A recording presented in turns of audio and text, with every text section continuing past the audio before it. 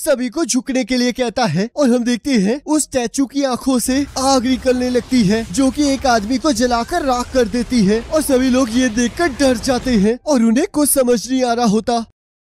हमें यहाँ 3 साल पहले का दृश्य दिखाया जाता है जहाँ एक आइलैंड पर हलचल हो रही होती है। तब वहाँ एक सोल्जर अपने कैप्टन से कहता है क्या हम उनकी मदद नहीं करेंगे। तब कैप्टन कहते हैं तुम्हें भी पता है कि हम इसमें कुछ नहीं कर सकते क्योंकि हमारे हथियार उनके सामने बेकार हैं, तो इसलिए हमें इस सिचुएशन को उन हंटर्स पर ही छोड़ देना चाहिए। और यहाँ आइलैंड पर बहुत सारे हंटर्स बहुत बड़ी बड़ी चींटियों के साथ लड़ रहे होते हैं। अगर हमने इन्हें यहाँ से जाने दिया तो सब कुछ खत्म हो जाएगा, तो इसलिए सभी लोग इन्हें यही रोकने की कोशिश करो। और तब हम देखते हैं कुछ हंटर्स अपनी मैजिकल पावर से उन चींटियों पर हमला कर देते हैं, पर उन चींटियों पर उनके हमले का कोई असर नहीं होता और तब वो उन सभी हंटर्स पर हमला कर देती है और उन्हें खाने लगती है। तब एक पर्सन सोचता है लगता है अब मेरा अंत आ चुका है, और तभी वहाँ एस क्लास हंटर मीन आकर उसे बचा लेता है और अपनी हीलिंग पावर से उसके सारे जख्मों को ठीक कर देता है। और तभी कुछ चींटियां उस पर हमला कर देती है और उसका साथी यूनसॉक उसे बचा लेता है और तब यूनसॉक और योनहो मिलकर वहाँ पर बची बाकी चींटियों को हरा देते हैं। तब बाकी हंटर्स उन एस क्लास हंटर्स को देखकर बहुत ज्यादा खुश हो जाते हैं। तब यूनसॉक कहता है मिन इस बार तुम कुछ ज्यादा ही जल्दी आगे बढ़ गए, मुझे माफ कर देना, पर मैं कुछ जाने बचाना चाहता था और वैसे भी मुझे पूरा भरोसा था कि तुम तो मुझे बचा ही लोगे। और तभी हम देखते हैं वहाँ पर एक बड़ी सी व्हाइट कलर की चींटी हमला कर देती है और तब योनहो और यूनसॉक उस चींटी के साथ लड़ने के लिए आगे बढ़ने लगते हैं। तब यूनसॉक उस चींटी पर अपनी लाइटनिंग से हमला कर देता है और योनहो उस चींटी के दांतों को तोड़ देता है और उसके बाद उसी के दांत को उसके शरीर के आर पार कर देता है जिससे वो मर जाती है। और तभी हम देखते हैं वैसे ही व्हाइट कलर की और भी बहुत सारी चींटियां उनके ऊपर हमला करने आ रही होती हैं। तब योनहो कहता है लगता है अब तो और भी ज्यादा मजा आने वाला है। और तब वो और यूनसॉक मिलकर उन चींटियों पर भी हमला कर देते हैं। तब यहाँ एक एस क्लास हंटर उनकी लड़ाई को दूर से देखते हुए कहता है लगता है वो लोग टाइम से वहाँ तक पहुँच गए थे, तो अब हमें इन्हें संभालना होगा। और यहाँ उसके साथ और भी बहुत सारे हंटर्स होते हैं। तब चोय अपनी आग से